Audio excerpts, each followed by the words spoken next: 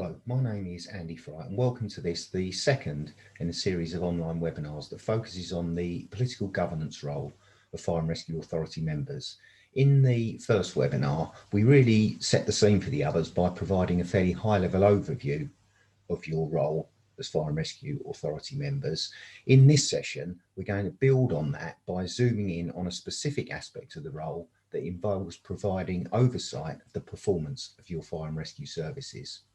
Before we get into the detail of the session, I just want to be clear about what it will and what it won't be focusing on.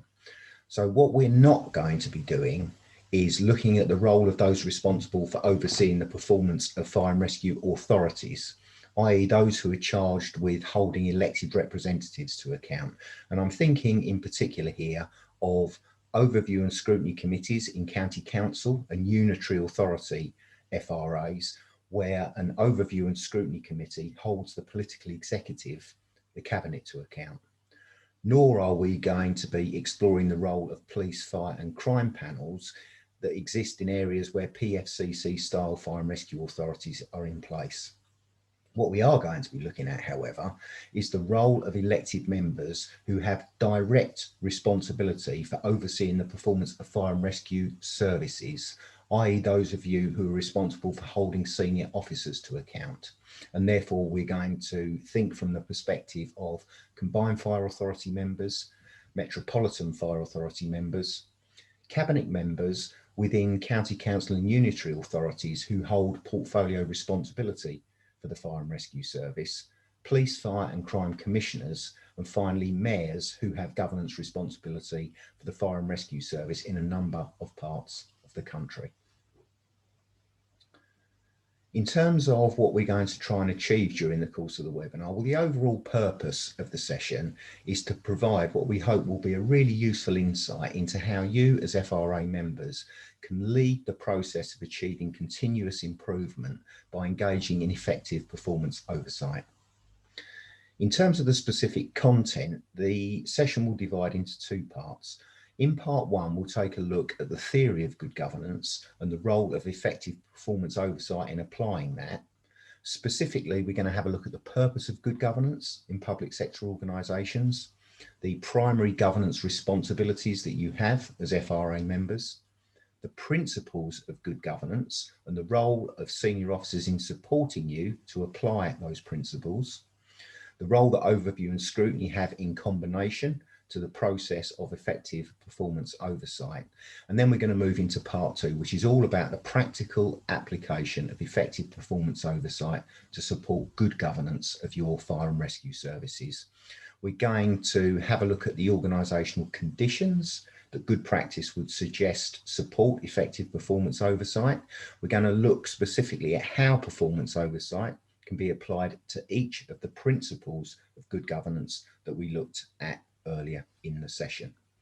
What I would say is that because of the nature of webinars such as this, we're going to cover quite a lot of ground in a fairly short space of time. That being the case, I'd signpost you to the LGA document that's on this slide, Leading the Fire Sector. It provides much of the source material for the content of this webinar, and if after you've sat through the session there are aspects that you want to explore in a little more detail, then this document will be a good starting point for you to be able to do that at your leisure. Okay, so let's get on with the content proper and have a look at the theory of good governance and the role of effective performance oversight. And we're going to start that process by asking a really high-level question. What is the purpose of good governance in the public sector? And to find an answer to that question, we're going to draw on some good practice documents that have been developed over the years, starting with this document, the International Framework on Good Governance in the Public Sector. This was a document that was produced by a range of organisations, including the UK-based Chartered Institute for Public Finance and Accountancy, CIPFA. They collectively produced this international good practice document, which subsequently received a UK stamp of approval when CIPFA worked alongside the Society of Local Authority Chief Executives to translate that international good practice into a UK specific document. And although the document on the right is about delivering good governance in local government specifically, I think that the content is entirely applicable to the role that you have on fire and rescue authorities. So what do these documents say about the purpose of good governance in the public sector? Well, they say that it comprises the arrangements put in place to ensure that intended outcomes for stakeholders are first of all defined and then subsequently achieved. And if we translate that into our sector and think about the role that FRAs have in ensuring that intended outcomes are defined and achieved, we return to the headline responsibilities that you have as FRA members that we covered in the first webinar. And you might remember that there were three. Firstly, you've got a really important role in determining that high-level strategic policy agenda for your fire and rescue service. Having done so, you need to set a budget to fund delivery of that policy agenda. And then finally, undertake performance oversight to ensure that the outcomes that you've agreed need to be achieved are being achieved efficiently, effectively, and in accordance with any relevant statutory requirements. Now, as lay people, it's important that you have the right support in place to help you achieve those three things. And as a result, there is a requirement for 3 statutory officers to support the work that you do in all fire and rescue authorities. First of all, the head of paid service. This is the senior officer, usually the chief fire officer or chief executive, who provides or takes a lead responsibility on providing you with advice on operational matters. We then have a second statutory officer, the chief finance officer, whose title, as you would expect, means that they provide you with advice on financial matters. And then thirdly, all authorities will have a monitoring officer whose role it is to ensure that the authority operates lawfully, and the monitoring officer also oversees the code of conduct to which all FRA members are expected to comply. There is a 4th statutory officer in county and unitary fire and rescue authorities where an executive, a political executive, a cabinet is in place, and that overview, the designated scrutiny officer, has a role in supporting the work of overview and scrutiny in holding that political executive, the cabinet, to account. And there are 2 strands to their role. Firstly, to provide direct support to members of the overview and scrutiny committee. And secondly, to promote the importance of that overview and scrutiny work right across the county council or the unitary authority. So you've got the 3 statutory officers in place in all FRAs, and for counties and unitaries, there's a 4th designated scrutiny officer. If we think about how you might go about discharging those 3 headline responsibilities of setting the strategic policy agenda, the budget, and undertaking overview and scrutiny, there are a number of principles that good practice suggests should be applied. And to look at those principles, we once again go back to the international framework and this UK good practice guide, both of which include a governance model, a set of 7 principles that good practice suggests need to be applied if you're going to govern public sector organisations really well. In aggregate, the 7 principles are intended to help public sector organisations achieve attended outcomes while acting in the public interest at all times. At the centre of the model, there are 2 behaviourally orientated principles focused on acting in the public interest at all times. They're at the centre of the model to reflect the fact that these principles should permeate the way in which you apply all the others. The first of them is about behaving with integrity, demonstrating a strong commitment to ethical values and respecting the rule of law. And the second is focused on ensuring openness and comprehensive stakeholder engagement. Now, in the UK, I think these principles have been addressed by a set of standards for conduct in public life that were originally developed some time ago and are known as the Nolan Principles, a set of principles with which I suspect you're very well acquainted. They get their name after Lord Nolan, who chaired the committee that originally developed and introduced those 7 principles, which I think in aggregate are all about acting in the public interest at all times. If we move from the centre of the model to the 5 principles on that outer ring, we're now moving away from behaviourally orientated principles to action orientated principles that are focused on achieving intended outcomes. And they start with defining the outcomes that you want to achieve. Be very clear about what your destination is in terms of what you want to achieve for communities. Having done so, determine what needs to be done to achieve those outcomes. Then develop the capacity and capability of your organisation, your fire and rescue service, to make sure it's fit for the purpose of delivering those things that will lead to outcomes being achieved.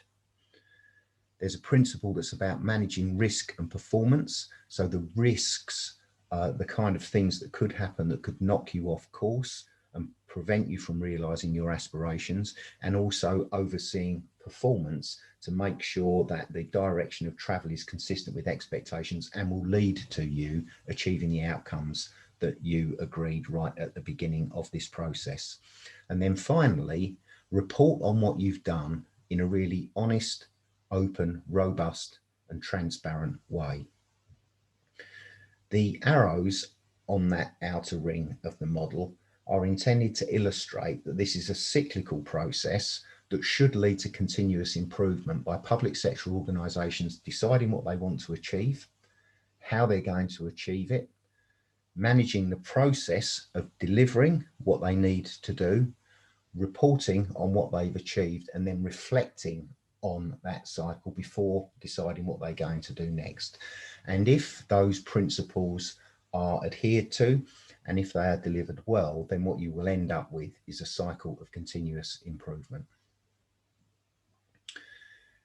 Now, having thought about those 7 good practice principles of good governance, it seems fairly clear that decisions in relation to each of those 7 principles are going to need to be taken by fire and rescue authorities with the support of their officer colleagues. We're going to need decisions about the kind of values and behaviours that will guide your organisation, how the service will demonstrate openness and engage stakeholders in a meaningful way, how outcomes will be achieved, the sort of interventions and services that you'll need to deliver to achieve those outcomes, decisions about the scale and or nature of the financial and human resources that you'll need within your service to achieve your aspirations, decisions about whether progress that's being made in delivering the policy agenda that you set is adequate, and whether risks that might negatively impact on your ability to deliver what you've set out to do are being managed.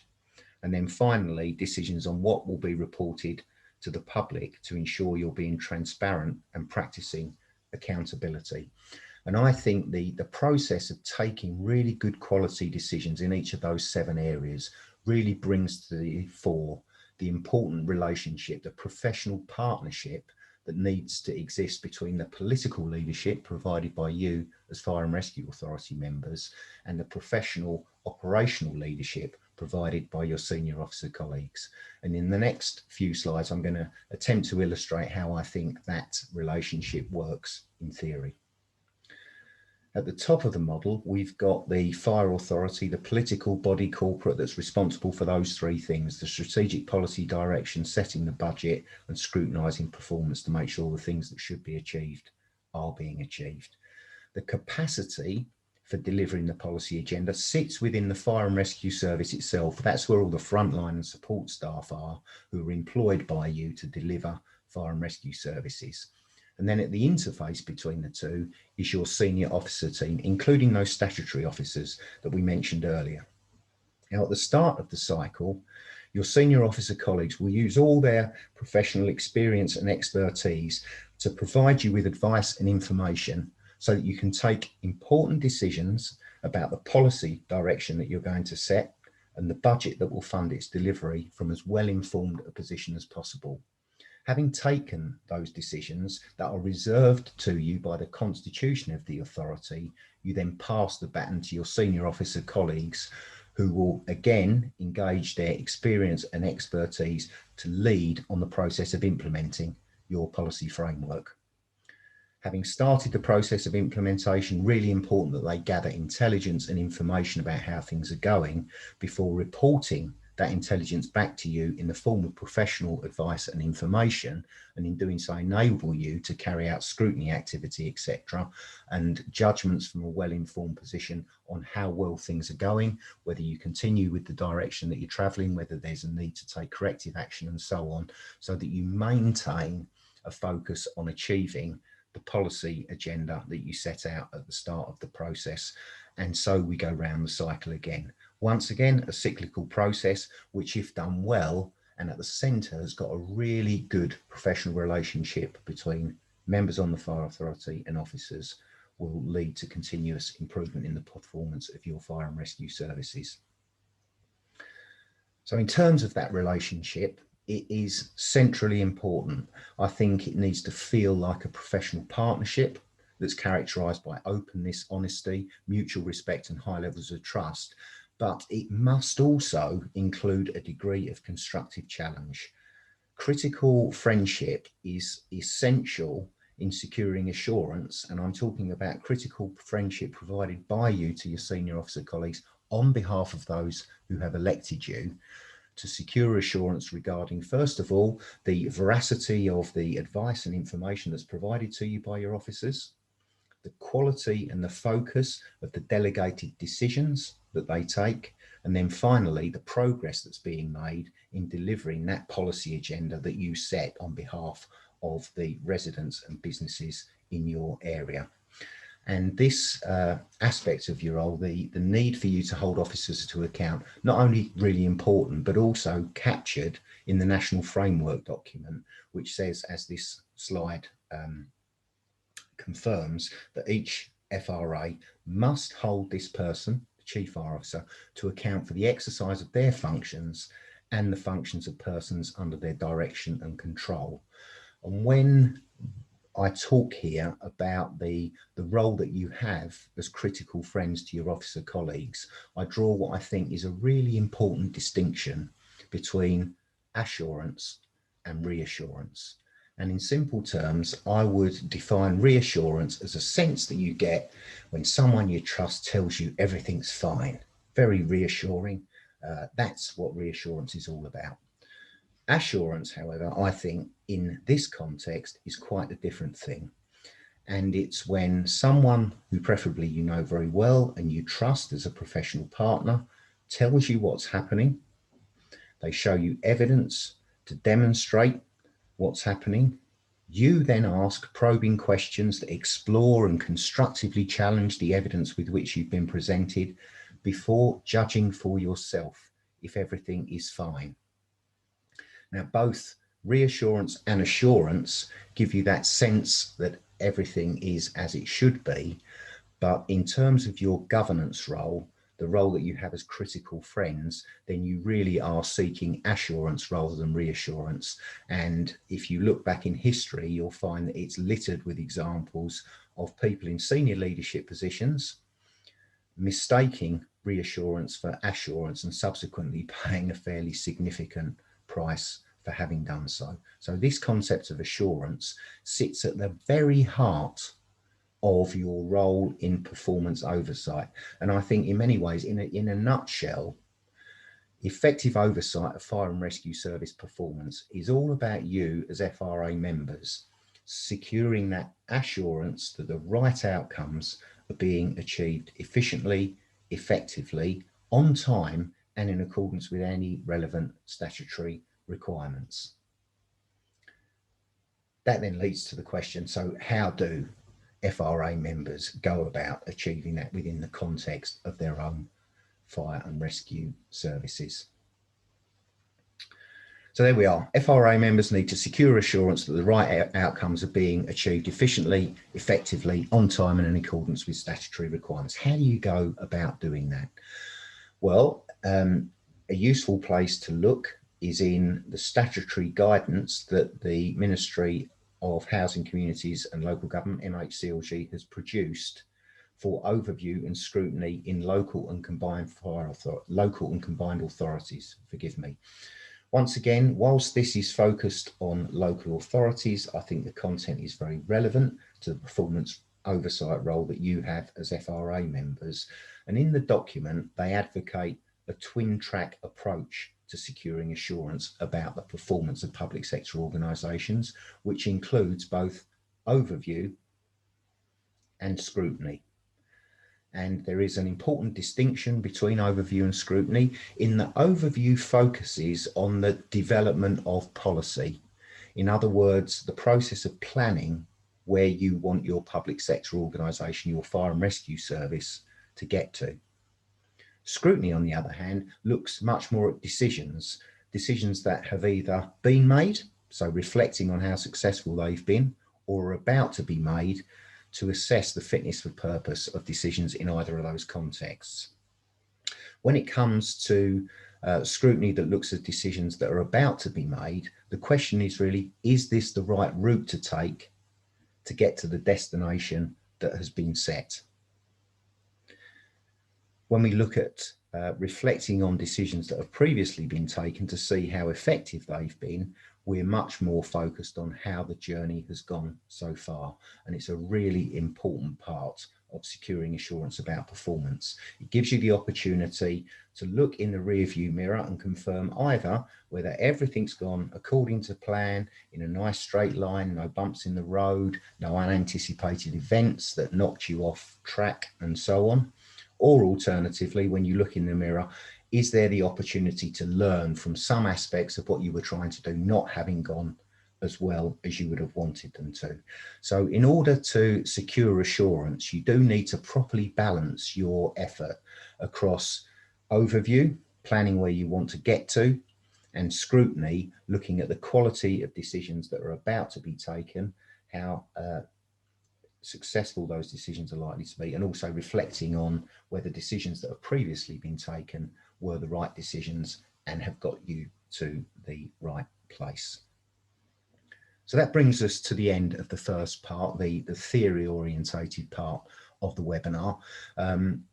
We've looked at the purpose of good governance, that high level purpose of good governance in the public sector, the primary governance responsibilities that you have as FRA members, those 7 good practice principles of good governance, and the really important role that your officer colleagues have got in supporting you to apply those principles.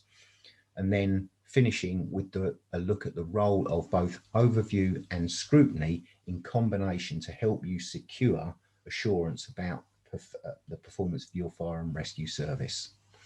Now we're moving from theory into practice by looking at how you can achieve effective performance oversight.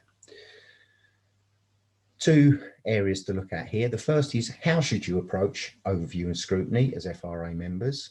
And then a second question about what you should focus your overview and scrutiny effort on. And we're going to start with the how aspect of this. How should you approach overview and scrutiny?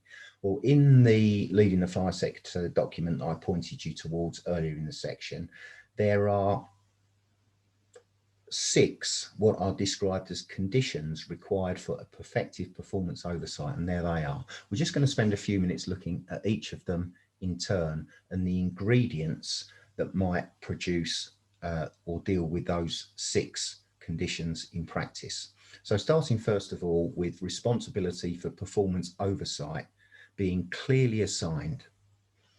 Details of who is responsible for overseeing the performance of the Fire and Rescue Service should be set out in the constitution of your Fire and Rescue Authority.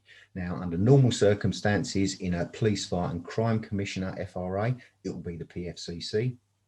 In County and Unitary Authority FRAs, the Cabinet member with portfolio responsibility for the Fire and Rescue Service will usually be assigned responsibility for performance oversight. In the mayoral FRA model, it will be the mayor or a deputy who is assigned responsibility. And finally, in combined or metropolitan FRAs, by default, it would be the full fire and rescue authorities, but good practice would suggest that what you ought to have in place is a subcommittee of the full authority, preferably cross-party, specifically assigned for the responsibility for performance oversight. The second condition is about you as FRA members having a really positive attitude towards overview and scrutiny. Firstly, by demonstrating that you genuinely value overview and scrutiny and are committed to the process by taking part in training courses, etc., that are offered to you. Work constructively with your officer colleagues, but as critical friends. Important to avoid party politics when engaging in performance oversight, particularly when dealing with contentious issues, which absolutely must be dealt with, but not in a party political way. And then finally, focus on your role as elected representatives, the voice of your residents and businesses in the way that you undertake your performance oversight role. And we're really talking here about adhering to those 7 Nolan principles that we looked at earlier on in the session. The third condition moves away from members to senior officers and the imperative for them to have a positive attitude towards overview and scrutiny. Senior officers must recognise the value of political oversight in constructively challenging and improving their professional practice. And I well remember during my time as a Chief Fire Officer that constructive challenge, that effective performance oversight is not always a comfortable experience from the perspective of the officers involved, but it is a hugely valuable experience in terms of bringing in the different perspectives on issues, the non-professional perspectives that can be applied by elected members, and also challenging professional practice constructively in ways that can lead to it actually improving. So it's not always a comfortable experience, but it's incredibly valuable, and a centrally important part of a senior officer's role is about understanding that value. The Chief Fire Officer, the Commissioner, the Senior Executive in the organisation should, in my view, assign lead responsibility for supporting the overview and scrutiny activity that takes place to a member of their most senior team, so that elected members who are responsible for overview and scrutiny have a go-to officer who they're all aware of that can support them in undertaking the important work that they need to do. The fourth condition is around arrangements for effective work programme, making sure that you're concentrating what is a finite amount of time that's available for overview and scrutiny on the right things. Now, at the centre of effective work programme is planned overview and scrutiny. So you will have a plan, a work programme, usually an annual work programme of what you're intending to scrutinise, etc. So there should be an element of overview in that annual work programme to guide the policy development work that needs to be done, and that can be done through workshops that members are involved in, setting up task and finish groups to look at particular policy areas. The planned activity should also include scrutiny to examine decisions that either have been made in the past or you're aware will be taken, and that kind of scrutiny can be done on occasions within full overview and scrutiny committee type setting, or again by task and finish groups. So planning what's going to be in your annual work program is really important, but I would suggest you also need to leave room for responsive scrutiny so that you've got the capacity, the time to address emerging performance issues as you make your way through each year. The fifth condition is about those undertaking overview and scrutiny having to have access to a range of reliable information from a variety of sources so that you can use the parlance, triangulate evidence, compare one set of evidence and information with at least one other before making a judgment about what's going on and securing the assurance that you need. Now, most of the expert evidence that you will get will come from your team, your internal team of officer colleagues, but it may be that you also get some evidence from independent peers of your officer colleagues. Quarterly performance and finance reports are really important to give you a sense of what's going on, preferably where possible benchmarked against other similar fire and rescue services so you can make a judgment about relative performance and also raise interesting questions about why there's a difference in a particular performance area between your fire service and another. You should be looking at program and project management information to assure yourselves that the big projects that are being done to take the service forward are being delivered on time, on budget, and to the right quality, and so on. Looking at information in risk registers so that you can satisfy yourself that the kind of risks that might knock you off course are being properly managed. Looking at records of compliments and complaints from people to get an external perspective of your fire and rescue service, looking at internal reviews that have been done and the action plans that emerge from those, and also external inspection reports such as those produced by HMIC FRS. And finally, feedback from consultations. Both consultations with staff and members of the public provide a very useful feed of information into you making judgments about how well your fire and rescue service is doing. And then the sixth and final condition is very much about those undertaking scrutiny, you, if you're involved in scrutiny activity, having access or possessing yourself the necessary skills and knowledge to do that work really well. So firstly, wherever you get an opportunity, take it to involve yourself in training, which will develop the skills that are required of effective scrutineers. You need to be really good at questioning, in listening and analysing information before coming to judgment. So training really important for you. Draw on the extensive knowledge and expertise of your in-house officer team. Consider co-opting independent subject matter experts to enhance the quality of the constructive challenge that you're able to provide where necessary. So we're thinking here about peer challenge, and there is a joint offer from the Local Government Association and the National Fire Chiefs Council in the shape of their fire and rescue peer support framework that gives you as FRA members access to exactly that kind of independent subject matter expertise. So we've addressed some of the how you should approach overview and scrutiny. We then move on to look at what you should focus your overview and scrutiny effort on specifically. And we're going to finish the webinar by exploring what you might look at to achieve the assurance that you need about the performance of your fire and rescue services. Now, earlier in the session, we looked at the 7 principles that good practice guidance suggests need to be addressed if public sector organisations are going to be really well governed. That raises the question about where FRA members should concentrate their overview and scrutiny attention to secure assurance that each of those principles is being adhered to. Something that I think can help with this when building your overview and scrutiny work programme is to think about different policies, strategies, plans, reports, processes, and guidance that are relevant to each of the 7 principles, and then consider whether they should inform the focus of your overview and scrutiny effort.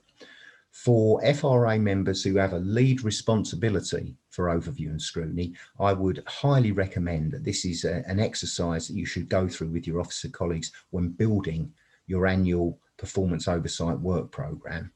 But for now, I'm just going to offer a few examples of these policies, etc., that are relevant to each of the 7 principles we touched on earlier. So starting at the centre of the model, when it comes to thinking about whether you've got things set up in the right way to behave with integrity, demonstrate strong commitment to ethical values and so on, well, unsurprisingly, a good starting point is to look at those Nolan principles and the way that they're being applied. Have you got a code of ethics which should provide fairly high level values-based guidance intended to influence the way in which judgments are taken in your fire and rescue services, as well as on your fire authority? Do you have a code of conduct that explains the way that you and your officer colleagues are expected to behave in specific situations? Have you got a member officer protocol in place that explains how you work together to bring political and professional leadership together, and where the lines of demarcation are between the role that you have as FRA members and the role that's undertaken by your senior officer colleagues? And there should also be a whistleblowing policy in place.